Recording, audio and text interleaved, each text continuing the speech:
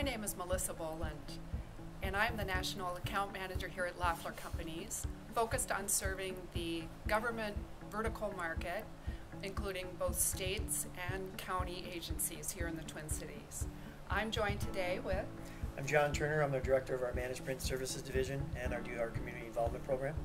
I'm Jeff King. I'm the Chief Technology Officer responsible for Consulting Services Group. And I'm Clint Miller. I'm the Director of Government and Education Accounts here at Loffler. We're here today to talk about some of the common challenges we encounter while working with many of our state agencies.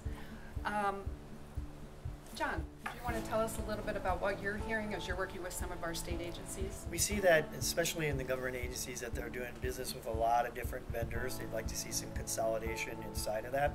Have a lot of different manufacturers, different devices that they're working with. And they really don't have a really good hand on where their print is at, so they're not sure where they can make some changes until first they can find out where they're at today so we can help them move and get to a platform down the road. John, what are you seeing from a security side, though, in terms of hardening the devices, and what are the trends there? We're seeing a lot where, especially from an audit perspective, where single function devices really haven't been taken a look at in the past as a possible problem on the network, but they really are. So they can be endpoints to be able to find something that's jumping inside of your environment there. So there are some new initiatives there to really harden those devices to keep them off of going after the single function printers. Yeah, so in general, print has not really been identified as a security breach or a security gap in most organizations. And what we're finding today is that not only looking at the HPs and making sure they're secure so that people can't come from the outside, but also introducing HID card technology and swipe technology on our multifunctional devices to ensure security of print, to ensure security of scanning. That's been a really significant trend, and a lot of state agencies haven't quite grasped onto that yet.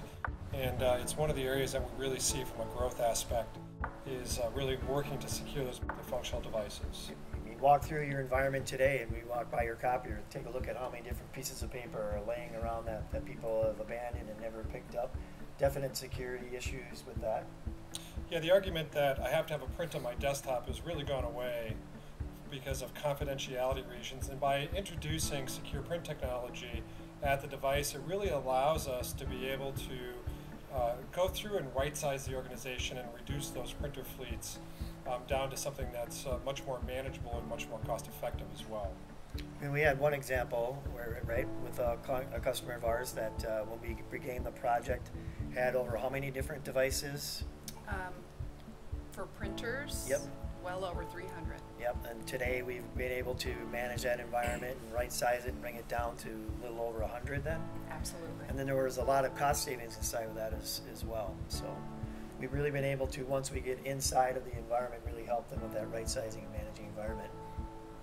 Yeah, lastly, on the scanning side of it, today in most organizations you can walk up and you can scan and email a document from almost any device in a lot of different locations. And from an IT perspective, that's considered a security breach today. Oftentimes those documents just come from the copier instead of an actual user account. So what we're starting to see is a significant trend. By securing the devices, we're also then putting in advanced scanning platforms that allow users to scan to home directories instead of scanning and emailing. If they do scan and email, it comes from their email account, so we know that it's secure. And then of course, we're trying to reduce desktop scanners as well. And a lot of the workflows that we can create in the multifunctional devices also take advantage of a lot of the authentication pieces that we can put in place. Yeah, I think the good news for all state entities, county governments, city governments, educational institutions, be it higher ed or K through 12, there are a lot of very good contracts available in the market for purchasing. The state of Minnesota negotiated a very aggressive contract for multifunctional, as well as the software that Jeff is speaking about. And there's other contracts like National Joint Powers that some people aren't aware of that, again, have very aggressive pricing, but not just aggressive pricing. They've got some terms and conditions built into the contracts to make sure that the organizations are taken care of from a vendor standpoint. They have service levels built in for response time and uptime percentage, free trainings and moves and adds and changes. We know within government institutions, in education institutions. There's always a lot of movement, a lot of change, people being added here or there, or locations being closed down, and so some of the flexibilities built into these contracts can really be an advantage to those organizations as they continue to evolve and change every day. Yeah, I think if you talk with us, you'll really be able to understand all the different customer sets that we've helped inside of this vertical marketplace. And chances are there's plenty of solutions in joint powers contracts that they could be able to buy off of. You know, so it's not like you have to start from scratch. We can help you build that platform and take advantage of those contracts. Absolutely. Absolutely. Thank you very much for listening today.